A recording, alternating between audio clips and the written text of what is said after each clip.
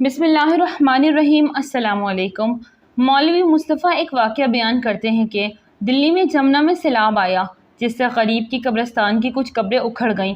ایک قبر کھلی تو کچھ لوگوں نے دیکھا کہ مردہ پڑا ہوا ہے اور اس کی پیشانی پر ایک چھوٹا سا کیڑا ہے۔ جب وہ ڈنگ مارتا ہے تو پوری لاش لرز جاتی ہے، تھرا جاتی ہے اور اس کا رنگ بدل جاتا ہے۔ تھوڑی دیر بعد جب وہ لاش اپنی اصلی کیفیت پر آ جاتی ہے تو وہ پھر ڈنک مارتا ہے۔ لاش کی پھر وہی کیفیت ہو جاتی ہے۔ سب دیکھ رہے ہیں اور حیران ہیں۔ ایک دھوبی تھا، جمنا کے گھاٹ پر آیا تھا، اسے دیکھا نہیں گیا۔ اس نے ایک کنکری سے اس کو مارا تو وہ کیڑا اچھلا اور اس دھوبی کی پیشانی پر آ کر ڈنک مارا اور پھر وہیں جا کر بیٹھ گیا۔ وہ دھوبی چلانے لگا اور تڑپنے لگا۔ اس سے کسی نے پوچھا، تجھے کیا ہوا؟ تو اس نے کہا کہ سنو، مجھے ایسی تکلیف ہے کہ مجھے نہ صرف ایک بچھو اور ایک سانپ نے کاٹا ہے اور نہ صرف آنکھ کا کوئی شعلہ میرے بدن پر رکھ دیا گیا ہے، بلکہ مجھے ایسی تکلیف ہے کہ میرے بدن کے ایک ایک عضو میں، بلکہ ایک ایک رونگٹے اور بال میں گویا ہزاروں لاکھوں بچھو اور آنکھ کی چنگاریاں بھر دی گئی ہو۔ چنانچہ وہ 3 دن تک یوں ہی تڑپتا رہا اور پھر انتقال کر گیا۔ مولوی مصطفیٰ صاحب فرماتے تھے کہ میں سمجھ گیا کہ اس دنیا کا کیڑا نہیں بلکہ برزخ کے عذاب کی شکل ہے۔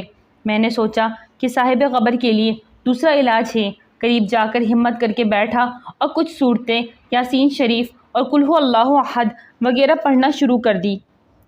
جب میں نے قرآن کی تلاوت شروع کی تو وہ کیڑا چھوٹا سا ہونا شروع ہو گیا اور ہوتے ہوتے ذرا سا ہو کر ختم ہو گیا۔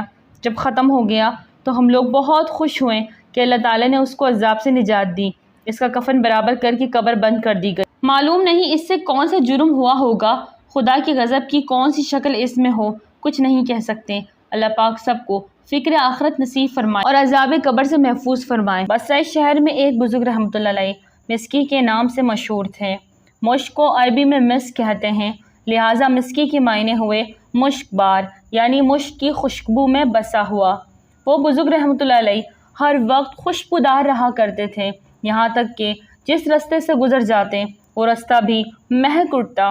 جب مسجد میں داخل ہوتے تو ان کی خوشبو سے لوگوں کو معلوم ہو جاتا کہ حضرت مسکی رحمۃ اللہ علیہ تشریف لے آئے ہیں۔ کسی نے عرض کیا، حضور آپ کو خوشبو پر کثیر رقم خرچ کرنی پڑتی ہوگی۔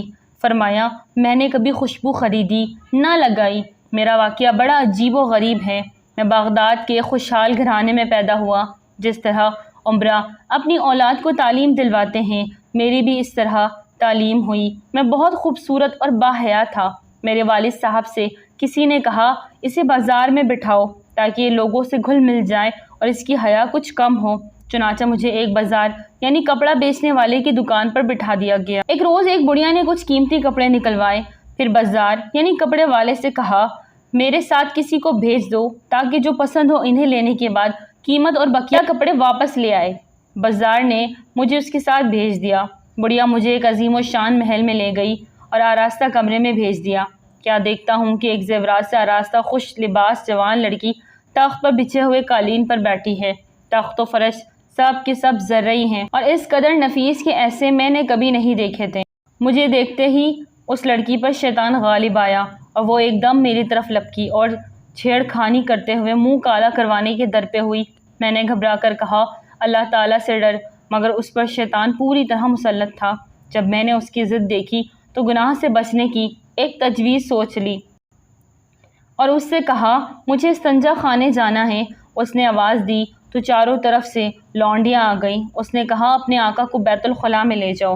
میں جب وہاں گیا تو بھاگنے کی کوئی راہ نظر نہیں آئی۔ مجھے اس عورت کے ساتھ منہ کالا کرتے ہوئے اپنے رب سے حیا آ رہی تھی اور مجھ پر عذاب جہنم کے خوف کا غلبہ تھا۔